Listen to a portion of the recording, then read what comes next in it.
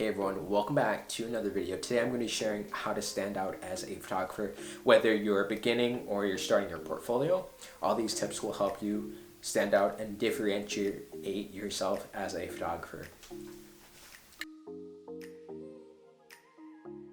So my first tip on this list is storytelling. Storytelling is so important when you're taking images, and when people look at your images, they want to feel something. They're going to want to feel something in order to make a connection with your work. So if you used some type of emotion like love, hate, or anger, or like happiness or inspiration, I often use inspiration and happiness in a lot of my photos, or at least I try to. And adding like a general story that way helps your portfolio so much. The next tip is developing your own style. So when you look at other photographers' work, you'll notice that they have something in particular that looks the same once you look at a couple of different of their shots, and you can try and think of ideas on how you can bring that into your own work. My next tip is composing. Composing is so important.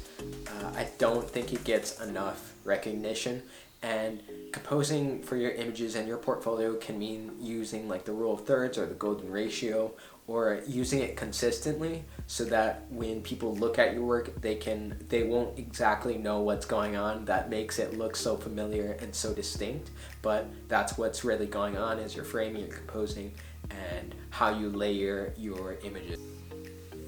The next tip is try and shoot like one subject or a few subjects of photography. So if you're doing like nature photography or macro shots, you want to stay in that niche for a little bit and try and develop your work and see if you really like it. And if you really do, then stick with that. Otherwise, I wouldn't try and do everything all at once. That's going to be a lot for you, and usually you'll find something that you really like. So I would try and niche down on what kind of different photos you're trying to take photos of.